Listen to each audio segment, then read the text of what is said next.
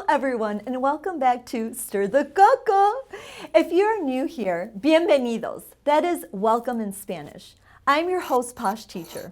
Our show is about anything and everything that makes your coco, your brain, feel fantabulous. Follow us on YouTube on Stir the Coco with myself, Posh Teacher, and here at BCTV. Before we begin, I would like to give an hola shout out to Juan, my 82-year-old young student. You are incredible, Juan. He read The Alchemist in Spanish. We are calling this show Better Spine, Better Brain Function. Your brain is under attack. Disorders like depression, anxiety, headaches, ADHD, memory loss, epilepsy, dementia, and other neurological disorders are more prevalent than ever before. The brain is the master control system for the entire body. It sends and receives a complicated frequency of signals within the body that dictate the function of the body. When there is an interference in this neurological feedback loop, it alters the environment the brain perceives itself to be in, which changes the adaptation process the brain arranges throughout the body. Compared with other disease areas, central nervous system disorders have had the highest failure rate for new medications in advanced clinical trials. But hope is not lost. The purpose of routine chiropractic care is to reduce stress on the nervous system. Spinal adjustments can lessen mental decline by bringing about positive neuroplasticity.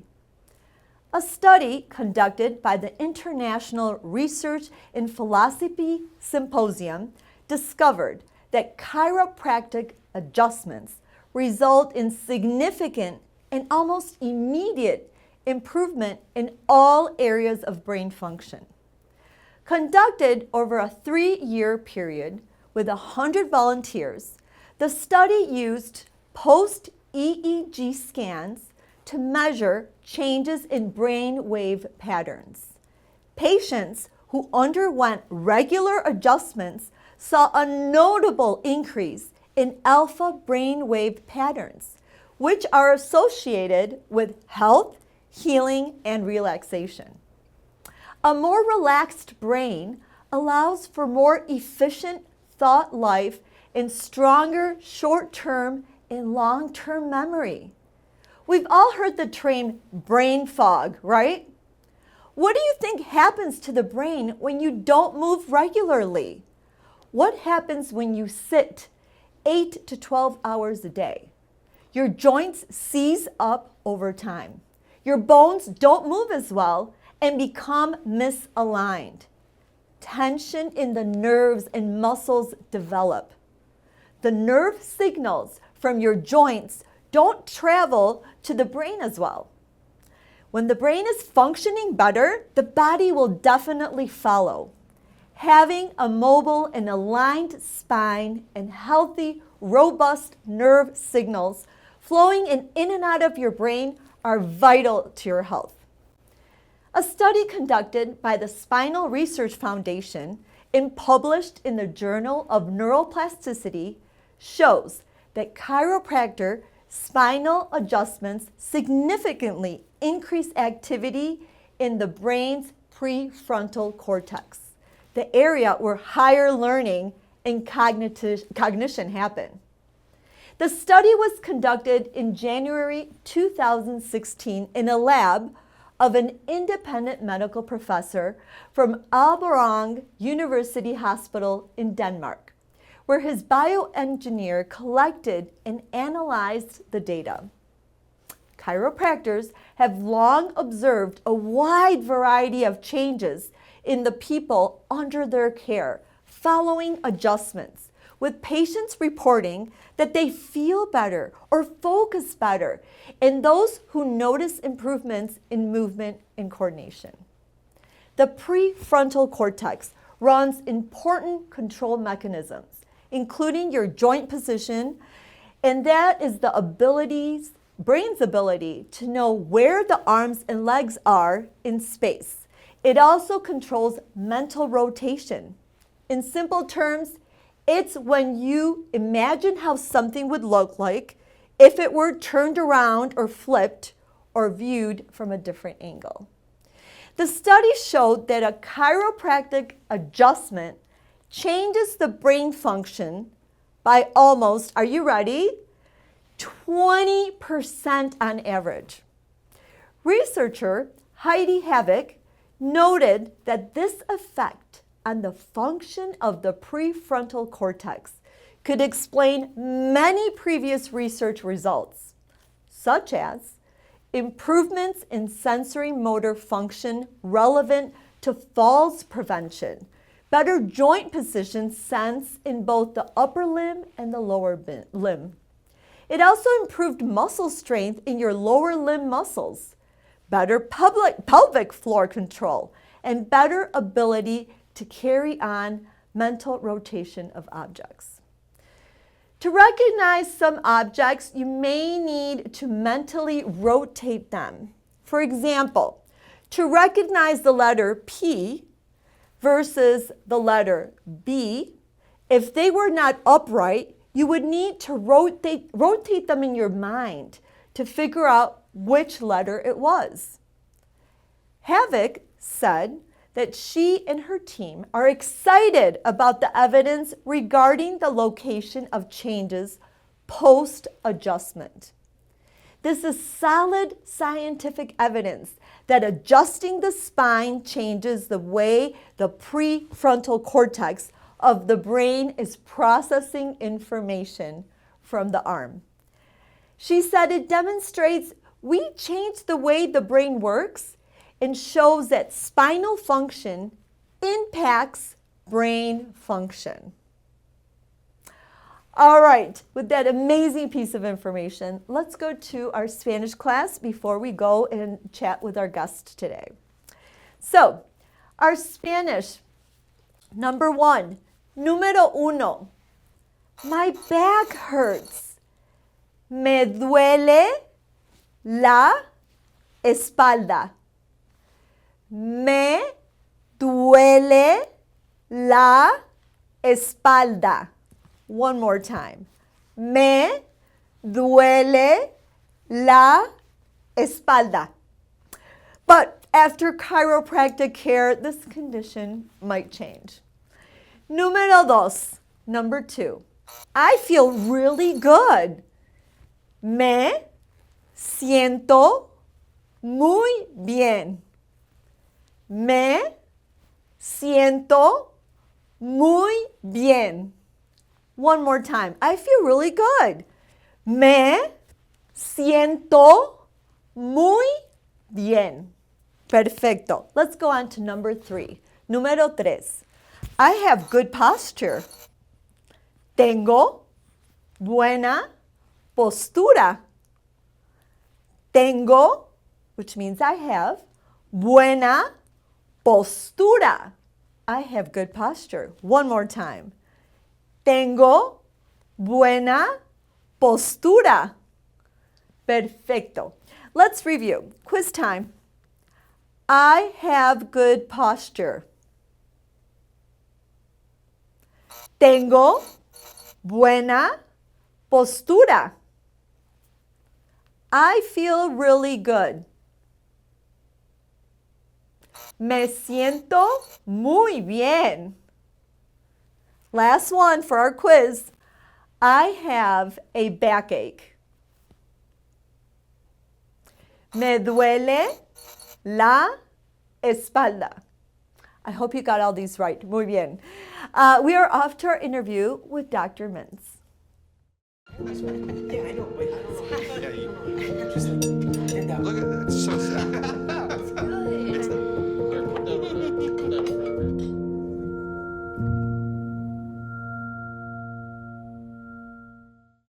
Hello, everyone, and welcome back to Stir the Coco. We have a very special guest today, Dr. Mintz, and he has over 25 years experience as a chiropractor, and he specializes in holistic spinal care and neurofeedback. Dr. Mintz, welcome to the show. Thanks for having me. Excited to be here. Well, we are too, and we were going to get to this soon, but someone's wondering what is that.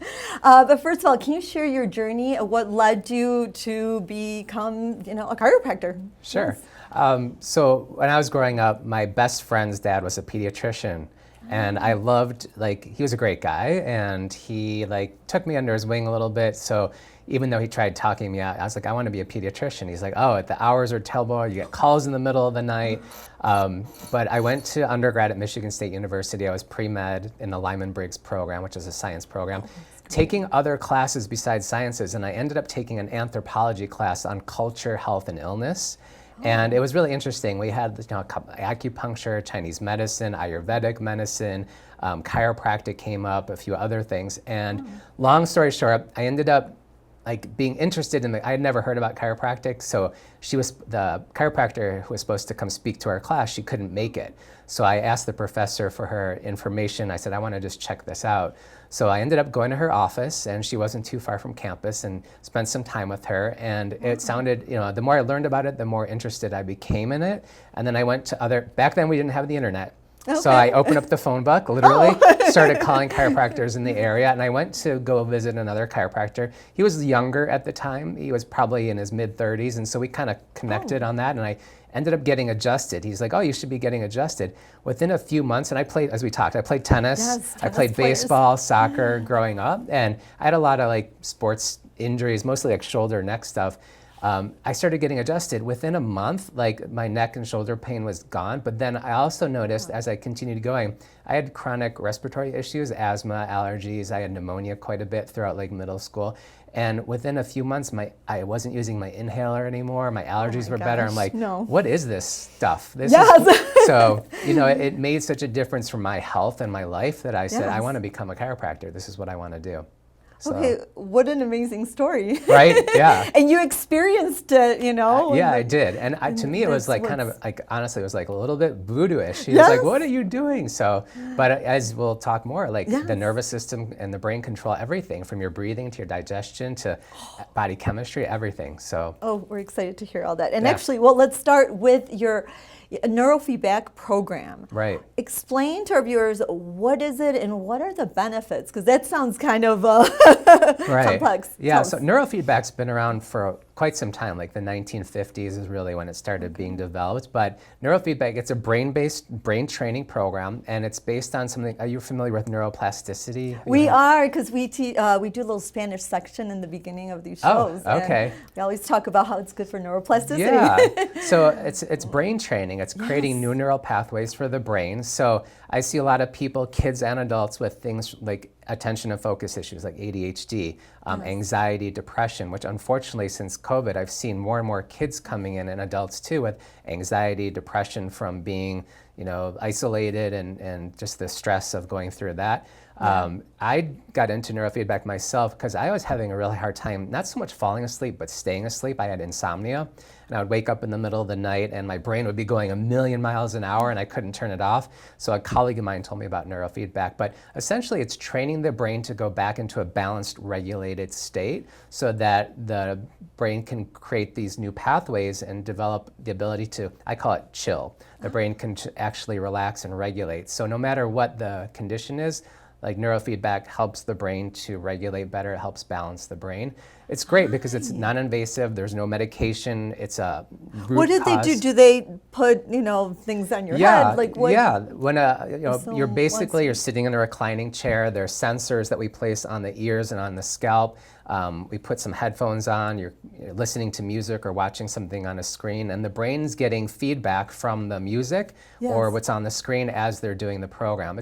Sessions are about a half an hour, and it's a very relaxing experience. People get up off after a session, they just feel more relaxed, they can focus better, they can sleep better, handle stress better. It's a really holistic approach to helping the brain to do what it's supposed to do. So people can come and have this done, like you said, because they have sleep issues. Can it also be for anxiety or for our older folks, struggle a lot with memory issues? Yeah. Does it also help with those kind of things? Yeah, it can definitely help with like cognitive decline, with It you know, does. not so much Alzheimer's, but like cognitive decline, memory, dementia, and you mentioned anxiety, depression, a lot of mental health and behavioral challenges as well. It's very effective for that too. So the benefits are very strong. Yes, they are. Yeah. And- I always joke around, the only drawback to neurofeedback is it's not a quick fix. You know, Tell us about it. So what after, obviously several sessions, but Yes. people do see changes, like Yeah, you said. yeah. They It's a eventually- gradual process. I mean, sometimes people notice changes within the first few sessions. Sometimes it takes a little bit longer than that. But, it's a training program, like learning a language, right? You mentioned like Spanish. So Exactly. Spanish doesn't come overnight, but after months of practicing, if you practice a few times a week and you get good after a while, you can speak a new language. And I actually use that as an analogy. It's like going to the gym, or it's like Yes. learning a language. It's a training program that over the course of, it could be any from 1 to 3 to 6 months that someone goes through a program, but they have that strategy by the time they've completed the program. So yeah, I wish it was a quick fix, but No, but Yeah. so tell us about how it helped you with your sleep. So the Yeah. program was curated for having sleep issues, is that right. correct? Yeah. So there's very simply, there's 4 main brainwave patterns: delta brainwaves, alpha, theta, and beta. Okay. Each of those brainwaves has a normal range that it's supposed to be in. Just think about like your body temperature. It should be around 98.7. It might go up a little or down a little, but if you're sick and you have a fever, it's going to go way, it's going to give it 100, good 102, 103. So those brainwaves can get dysregulated due to stress, and it could be chemical stress, physical stress, emotional, mental stress. So essentially what we're doing is helping bring those brainwaves back into balance during the program. Yeah. Okay, that totally makes sense. So can I add to this? Maybe it's off topic, but you know how people say you should listen to 40 hertz music, the brainwave? There's different frequencies. Yeah, tell us about that. Is that true, or is that just No, there's fluff? actually studies that have been, for real. There are Yeah. certain frequencies of music that Yes. help the brain to chill, to help the brain relax. So like, do you ever meditate? Yes, Yeah, yes. so you're tapping into those brainwave patterns naturally. I mean, sure, you can go online and put in like 58 frequency hertz music or something for sleep, and there's definitely science behind these. There's research studies behind frequency of music. But part of what I incorporated into the program is like it is a listening component to it. So yeah, when the brain's getting trained, you're accessing certain Certain frequencies. frequencies. Yeah. Phenomenal. Yeah. So it does help regulate the nervous system, chiropractic care, right? I mean, Yeah, so I how was does- trained traditionally as a chiropractor. Like I learned the traditional chiropractic techniques, which most people are familiar with, but I've done a lot of additional training and got certified over the last probably 15 years or so, and more like brain-based and nervous system-based chiropractic. Okay. So my joke is I don't do crack. A lot of people are afraid of chiropractors because they Yes. don't want to get that done. And I always joke around. I tell people that what I do is very gentle, but it's more neurological based. We're tonal chiropractic. It's based on tone and vibration, like the nervous system and energy systems of the body. So I tell people, like, if you're scared of chiropractic, like I cater to the people who are afraid to get that crack. I hate to use that word, but No. it's a very gentle light force approach. And it's nervous system based, neurologically based chiropractic. Yeah. So is it true, if you have, based on your posture, can it help your cognitive performance? Is there a connection? with Yeah, that? absolutely. I mean, think about it like this. When we're under a lot of stress, what do we tend to do with our posture? What do you think?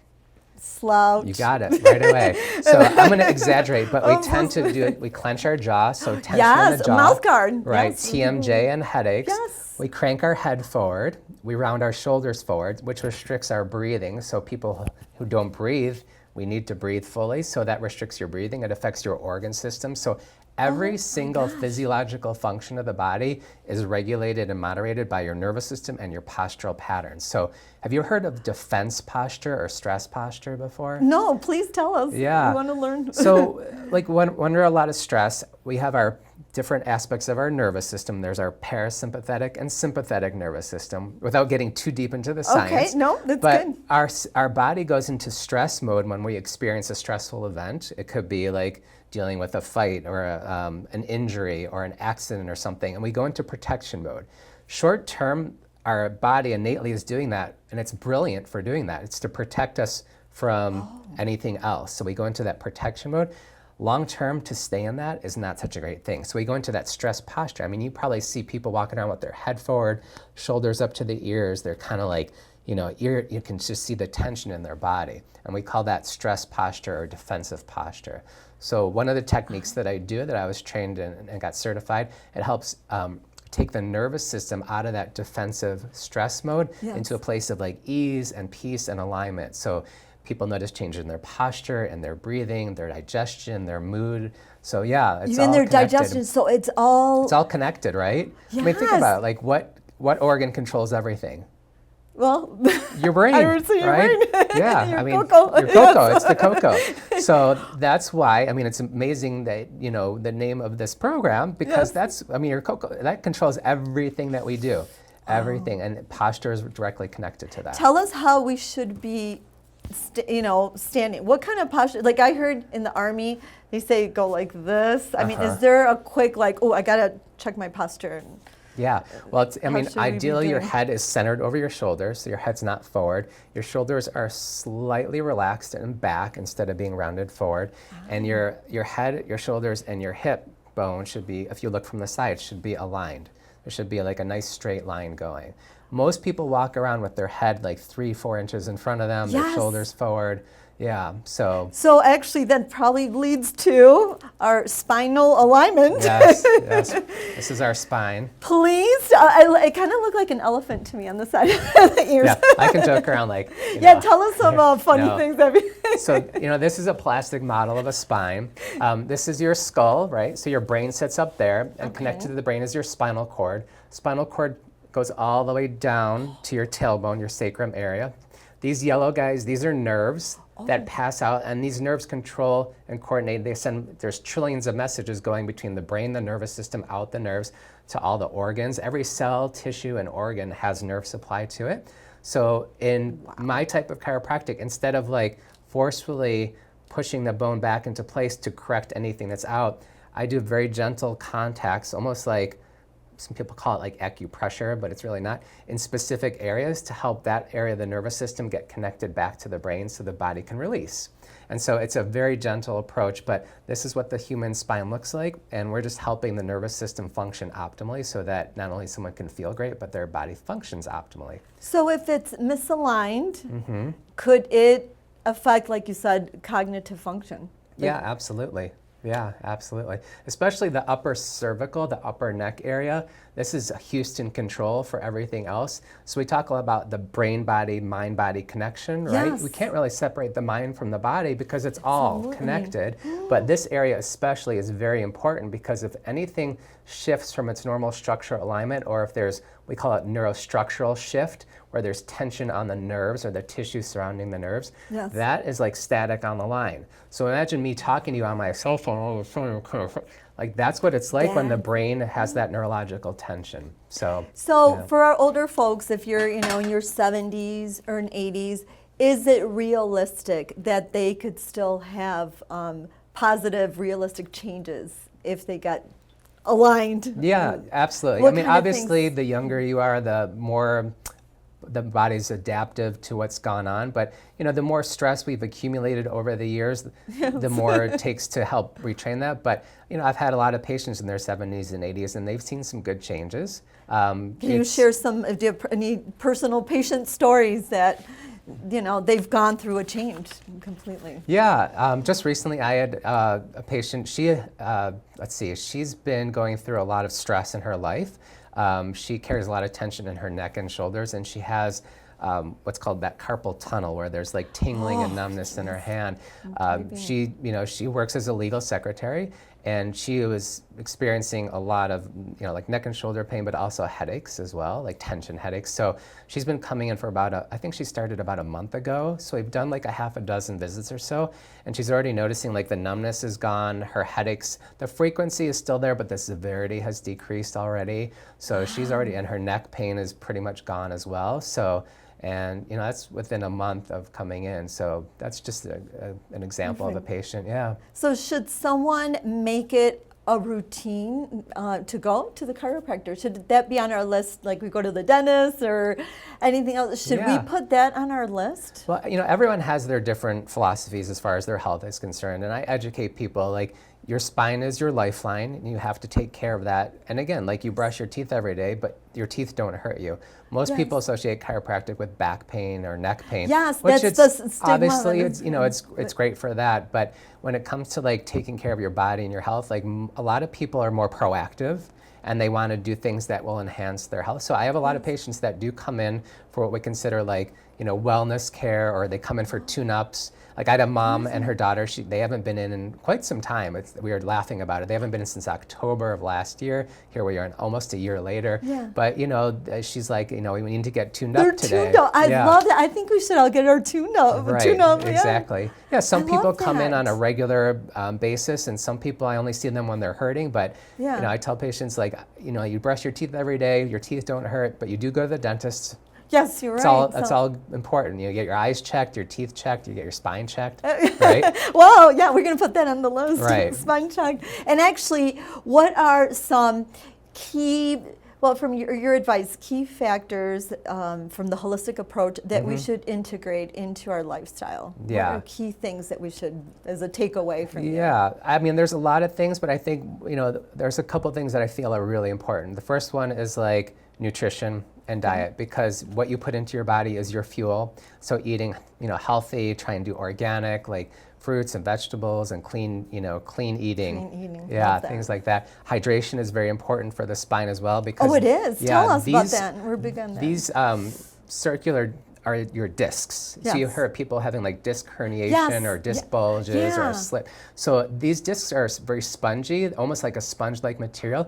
So if we're not hydrated enough and we don't get movement into our spine, because exercise is the next thing I was going to talk about, Yes. is those discs can dry out like a sponge almost. And that's why we have disc thinning and disc degeneration and disc herniation. So hydration is really important, as well as, like I just said, exercise. So Yay. whatever it is, walking is great, swimming is wonderful, like martial arts, yoga, tai chi, Pilates, anything, tennis, right? Yes, Racket we're- sports, we're big fans. We're big fans, Yeah. yay. So anything that incorporates movement is really good. And I educate patients. We try and walk like 6,000 to 10,000 steps a day. And you can use your Apple Watch, you can use a pedometer, you can use your I saw someone iPhone. with a pedometer. They put it on their keychain. Yeah, people have, like, wearables. There's Oura rings and Whoop bracelets that can track your exercise and movement. But nutrition, exercise, stress reduction, chiropractic care, positive mental attitude, having a positive outlook, and whether it's meditation or prayer. I mean, these are all important that. things that incorporate the pieces of the puzzle to keep us healthy and happy, right? I love that. Well, I think we're all, I feel great. I think it's time to go play tennis. Yeah, let's go. Let's go. Or go watch the U.S. Open and see how Right? good we could be. Exactly, yeah. Well, before you go, speaking of healthy, I have a manzana, an apple, Oh, which nice. is definitely something that's good, right? Right, exactly. Well, here is your pregunta, your question, and after you answer it, we'll teach you a Spanish word that has Okay. to do with it. So here we go. Dr. Mintz, do chiropractors secretly have a favorite joint to adjust?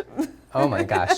So I love the upper cervical area, like I mentioned, the upper neck. 'Cause Yes, like I yes. said, that's the Atlas vertebrae. So Atlas held up the world, right? In Greek mythology, your Yes. Atlas holds up your brain. Okay. So one of my Yes. favorite areas of the spine to focus on is that upper cervical C1 area, because literally that controls and coordinates everything between brain and nervous system, because that's your gateway between the brain and the rest of the body. So think about the Atlas. That's the top vertebrae in your neck. So that is a lot of chiropractors. Some only adjust that vertebrae. That's the only vertebrae That's that how adjust. the master place to work Exactly. with. Yeah. So we call that Houston control. Houston control. Yeah. I love that. There's an expression in I'm trying to remember in Spanish actually. See? It's the opening, like, we'll have to edit this out a little bit, but it's like it's like the mouth of God. La boca de Dios? Yes, there's some chiropractic. Oh, they call it la boca de Yeah, Dios? because that's your like pathway of communication between consciousness, right? Brain-body connection. And a lot of people who, love that. when they talk, like chiropractors who focus on area, that's like that's the connection between you and your creator. So, Oh my gosh. Yeah. Well, do you want to learn that as your word? I think we should do that. Let's do that. Here we go. Okay, 3 words. Okay. La boca, boca it's 4 words, de de Dios. Dios. Muy bien, la boca de Dios. La boca de Dios. Dr. Mintz, perfecto. Gracias. De nada. Well, thank you for coming on our show. And Thanks for having I know, me. is this heavy to carry today? No. She's light. She She's travels okay. easy. Oh, yeah. God, she was great, and Yes. we learned a lot from her. Exactly. Well, thank you for coming on the show. Absolutely, and my pleasure. hopefully we'd love to have you again. So, gracias. Thank you. Yeah. Okay, adios. Adios.